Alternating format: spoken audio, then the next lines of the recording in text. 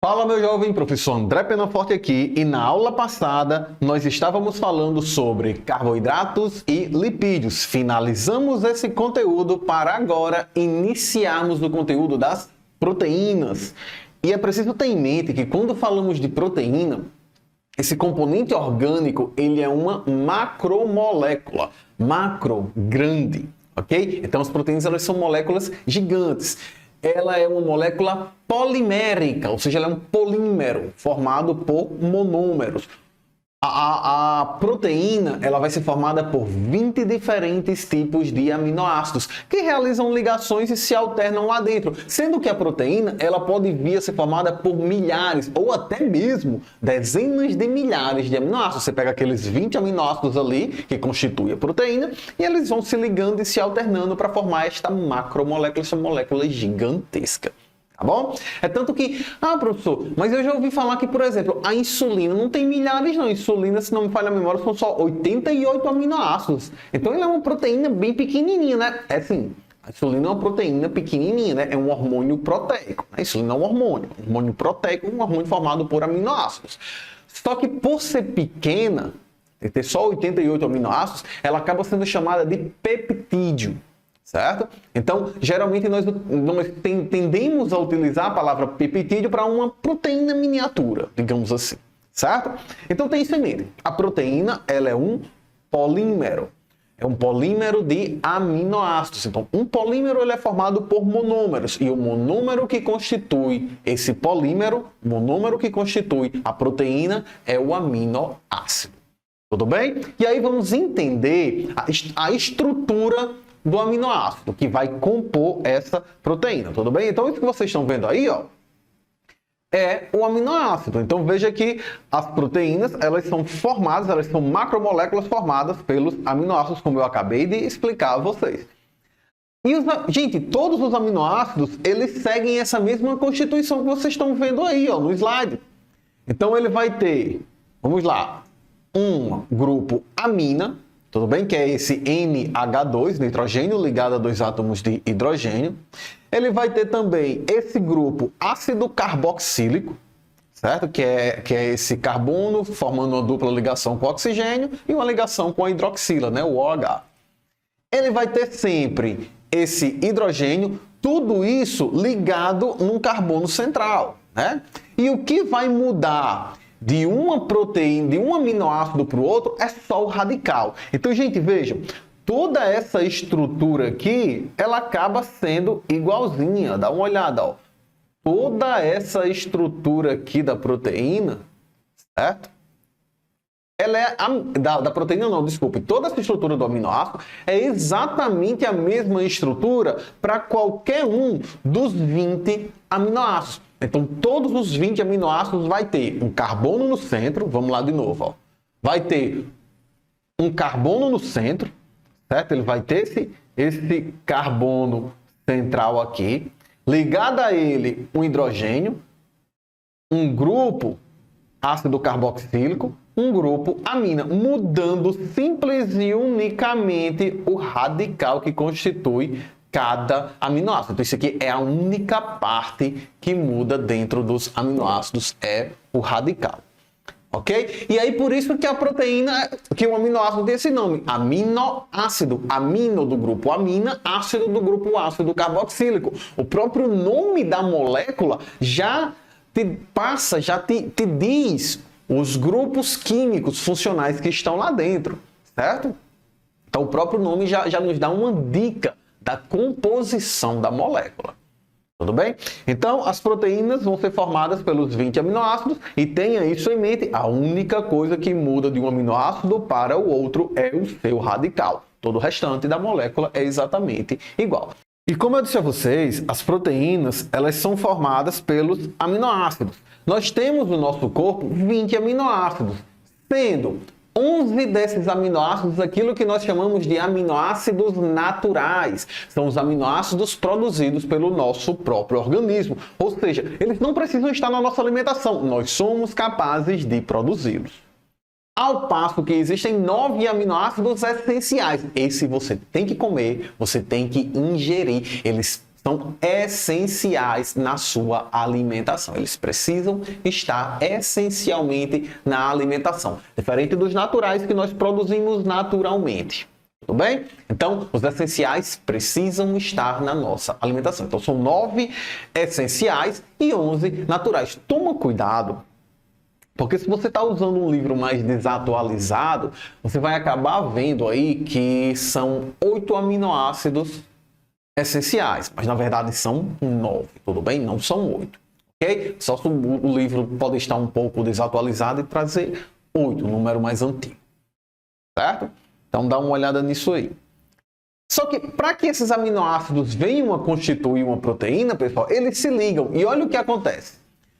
Quando os aminoácidos se ligam, você tem ali milhares de aminoácidos ligados, formando a proteína ela precisa assumir uma estrutura tridimensional.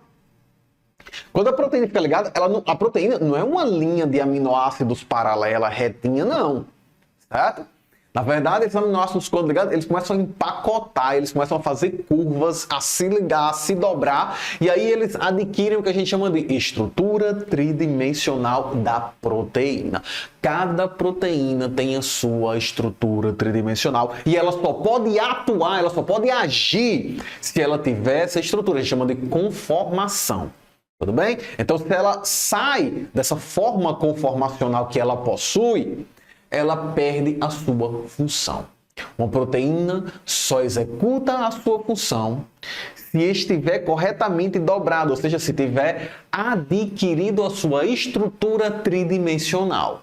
Certo? E aí é o que eu estou mostrando para vocês nesse slide, né? Nós temos aí uma proteína que você pode olhar, ela está toda dobradinha, toda empacotada. Isso para garantir a estrutura tridimensional que, por sua vez, permitirá a atuação dessa proteína frente à sua função, ou seja, a execução da sua função. Então, a função da proteína depende não apenas da sequência de aminoácidos, mas também do correto dobramento da proteína. Existem até outras proteínas que ajudam proteínas a se dobrarem corretamente, são as chaperonas. Tudo bem? Sem essas proteínas, algumas outras simplesmente, porque às vezes ocorrem falhas na dobra, então você precisa de pequenas correções para garantir que ela vai ficar direito, que vai ficar tudo ok. E aí, pessoal, levando-se em consideração a estrutura tridimensional da proteína, a proteína ela pode apresentar-se de 4 formas, ok? Estrutura primária, secundária, terciária e quaternária, vamos entender cada uma delas, né? A primeira aí é a estrutura primária. Gente, a estrutura primária, ó, então só cada bolinha dessa representaria um aminoácido, certo? Então tá aqui a glicina, leucina, aqui não dá para ler, né? A lisina, glicina de novo e assim vai. Certo? Prolina. Então, cada bolinha dessa representando um aminoácido. E aí, esses aminoácidos eles vão se ligando. E aqui nós temos a estrutura retinha. Ou seja, quando você tem simplesmente a sequência de aminoácidos que formam a proteína, ou seja, a sequência linear dos aminoácidos que formam a proteína, nós chamamos isso de estrutura primária da proteína. Nenhuma proteína vai atuar em estrutura primária, não, certo? À medida que a proteína vai sendo produzida, ela já vai se dobrando. Os aminoácidos vão se ligando e eles já vão se dobrando ali para que a proteína já adquira a sua estrutura tridimensional. Certo? É imediato isso aí. Não é que produz linear e depois dobra. Não, vai produzindo e ela já vai se dobrando. Certo? Isso é feito tudo ao mesmo tempo. Então, à medida que a proteína vai sendo produzida, esses aminoácidos eles já vão se dobrando. E olha uma das estruturas conformacionais mais comuns que nós temos na proteína, aquele que nós chamamos de alfa-hélice. É como se fosse a espiral de um telefone antigo. Você pega aí o cabo de um telefone antigo, né? E ele vai dobrando, tipo o rabinho de um porco. Okay? Então a alfa-hélice, ela vai, como o próprio nome diz, da estrutura, ela vai formando uma hélice. Tudo bem? Elas vão se dobrando, os aminoácidos vão dobrando e vai formando essa hélice, essa espiral. Certo? E aí pode acontecer, por exemplo, na verdade acontece, isso é muito comum, as proteínas, elas apresentam várias, imagina aí que uma proteína tem 10 alfa-hélices, certo? Nós chamamos isso de estrutura terciária. A estrutura terciária são várias estruturas secundárias juntas. Então olha para cá, ó. Você está vendo aqui? Isso aqui seria um alfa-hélice, aqui outra alfa-hélice, aqui outra alfa-hélice. Tudo bem? Aqui dentro teria os aminoácidos dobrados em alfa-hélice. Ok? Então, a estrutura terciária são várias estruturas secundárias dentro da proteína. Nós temos a estrutura terciária da proteína. E para finalizar, nós temos a estrutura quaternária. Olha o que acontece. Você une várias estruturas terciárias. Então, olha esse caso aí, ó. Essa estrutura terciária inicial, ela foi unida às outras 3 estruturas terciárias. Então, nós temos aqui uma proteína formada por 4 subunidades. Ok? Então, você pega ali aquela estrutura terciária inicial, liga com outras, estrutura quaternária. Então, quando você tem uma estrutura quaternária, você tem uma proteína que tem subunidades. As subunidades interagem ali, né? Se ligam, ou seja, por pontos de hidrogênio, ou por interação eletrostática, interação de dipolo e assim vai, certo? Então, elas interagem e mantêm essas subunidades juntas. Gente, essa que vocês estão vendo aqui seria um exemplo, por exemplo, da hemoglobina, certo? A hemoglobina ela é exatamente assim, ela é uma proteína que tem 4 subunidades. Aqui o que vocês estão vendo é um cofator da proteína. Okay? O cofator é aquela estrutura que não é bem... É um grupo prostético, certo? Ele não é bem formado por aminoácidos, certo? Ele é algum outro grupo, mas que a proteína não consegue executar a sua função sem esse cofator. Certo? Esse cofator tem que estar lá ligado, acoplado na proteína para que a proteína execute a sua função. No caso da hemoglobina que eu trouxe para vocês, isso aqui ó, seria o grupo M. É aqui que você tem o ferro. Lembra? Nós falamos lá em sais minerais que o ferro ele entra na composição da hemoglobina, que é uma proteína que está dentro do glóbulo vermelho, justamente a proteína responsável pelo transporte do oxigênio. Então você tem esse grupamento dentro dessa proteína, esse cofator, que não é proteico, mas sem o qual a proteína não consegue atuar. Então, daí nós temos aqui, por exemplo, a hemoglobina, seus 4 grupos M, cada grupo desse tem um átomo de ferro ligado aqui, e esse é o grupo que vai se ligar ao oxigênio, executando a função de transporte dessa proteína. Certo? Então, veja que cada componente, cada estrutura da proteína é fundamental para a realização da sua função, seja o cofator, seja a estrutura tridimensional. E aqui vem uma informação relevante acerca da estrutura tridimensional, uma das coisas mais importantes que tem, gente. Como eu disse a vocês, se a proteína perde essa estrutura tridimensional, ela não funciona mais. E aí, geralmente, o que leva à perda, um dos fatores que mais levam à perda da estrutura tridimensional é a elevação da temperatura. Então, uma proteína, ela precisa manter essa estrutura tridimensional para poder executar sua função. Só que se você elevar a temperatura, aquelas curvas que estão mantendo a proteína ali, elas se desfazem. A proteína perde a alfa-hélice, por exemplo. Certo? Aí você tem ali uma hemoglobina que são 4 subunidades. As subunidades desligam, se separam as 4 subunidades. A partir daí elas já não funcionam mais. Tudo bem? Então você tem essa problemática, tem que ser mantido. E o nosso corpo, ele funciona numa temperatura ideal.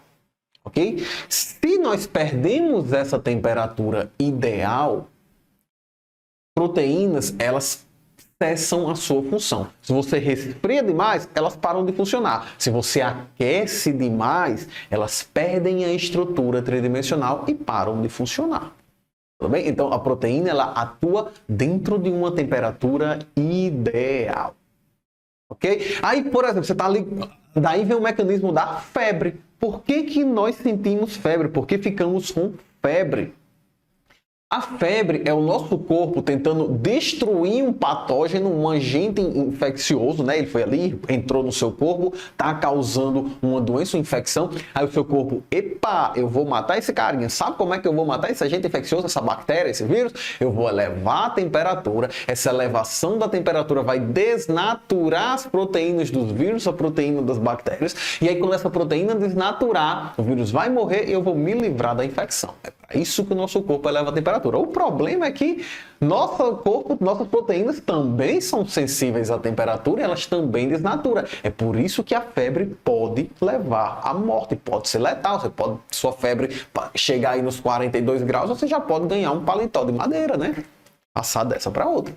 Ok? Outra coisa, para que nós cozinhamos comida, fritamos, assamos? Quando você cozinha, você está ali com o seu ovo, você frita o seu ovo, você vê que a clara, né, que é a parte proteica do ovo, ela chega a muda de cor. Quando você cozinha os seus alimentos, você está desnaturando. Um dos processos que está ocorrendo, é claro, esse é só um deles, certo? Mas um dos processos que está ocorrendo, você está desnaturando a proteína, certo? A proteína está perdendo sua estrutura tridimensional. Gente, isso facilita muito a nossa digestão, porque para a gente digerir, a proteína tem que estar na forma primária, tem que estar a cadeia de aminoácidos linear, para que as enzimas possam ir ali e começar a quebrar os aminoácidos para a gente absorver. A gente não absorve proteína, nós só absorvemos aminoácidos. Então, para digerir a proteína, o nosso corpo tem que ser capaz de quebrar a proteína em aminoácidos. E o nosso corpo só consegue quebrar se ele desfizer a estrutura tridimensional e alinhar os aminoácidos para finalmente serem quebrados, serem partidos. Certo? Então, tudo isso tem que ser levado em consideração. Esse é um dos motivos pelo qual o nosso estômago, que é onde ocorre a digestão das proteínas, é tão ácido. Outra forma de destruir a estrutura conformacional da proteína, a estrutura tridimensional da proteína, é a elevação do pH. Nesse caso, na verdade, é uma queda no pH, né? Que é ácido. Quanto mais baixo o pH, mais ácido. Certo? É uma oscilação do pH. Ou você sobe ou você baixa. Então, isso daqui nos dá duas informações importantes. Proteínas agem em temperatura e pH ideais. Existe a temperatura e o pH ideal. Certo? Você vai aqui, olha para o nosso corpo. Proteína da boca atua em pH 7, pH neutro. Esse é o pH da boca. Ele está ali por volta de 7. Né? É claro que tem oscilações, mas é para estar por volta de 7. Quando o pH da sua boca começa a acidificar, você ganha uma cárie de presente. Certo? Você destrói o esmalte do dente, fura o dente, você ganha uma cárie. Ok? Nosso estômago, a pepsina, que é a proteína que está lá no nosso estômago digerindo as proteínas, ela só funciona em pH ácido. Bem, se você eleva esse pH, alcaliniza, ele vai para 7, ela funciona ali por volta do pH 2, 3. pH muito ácido, por isso tem tanto ácido clorídrico no estômago, né, para derrubar o pH e deixar ele ácido. Um pH em 7 é neutro, abaixo de 7 é ácido, acima de 7 é alcalino ou básico. Então, pH baixo, ácido no estômago. Intestino, proteínas que estão no intestino, como por exemplo algumas proteases que finalizam a digestão de proteínas lá no intestino. Essas proteases atuam em pH alcalino, pH acima de 7, o pH do intestino é ali por volta de 10, certo? Já é o pH mais alcalino básico. Tudo bem? Então veja, proteínas atuam em temperatura e pH específicos. Certo? Temperatura média do corpo humano, 37 graus. Mas se você for lá para o testículo, as proteínas do testículo que formam o espermatozoide, elas só funcionam em 34 graus. Então veja aí, cerca de 2 a 3 graus mais baixa a temperatura do corpo. É por isso que quando tá frio, o pobrezinho dos ovinhos, ele se espreme lá, que só falta desaparecer, né? E quando tá quente, aí ele expande, né? O cabo chega e fica com os ovão, né? O bicho vai e expande lá. Pra que isso? Para garantir a produção dos espermatozoides, já que as proteínas que estão fazendo essa produção só funcionam em 34 graus. Então veja, temperatura e pH ideais. E veja que interessante. A temperatura e o pH da proteína muda de acordo com a região do nosso corpo, né? Cada região tem uma temperatura e um pH específico. Veja como isso é bem interessante, né? Mas tenha isso em mente. Proteína só funciona, só vai ter sua estrutura tridimensional correta para poder executar sua função em temperatura e pH específicos, ou seja, ideais. Se elevar ou se diminuir, ela perde sua função. Ela não perde de vez não, pessoal. Ela vai diminuindo, ela vai ficando mais lenta. Por exemplo, tem uma proteína que realiza a digestão. Ela vai digerindo devagarzinho, cada vez mais lento, até chegar a um ponto onde ela para. Certo? É isso que acontece. Ok?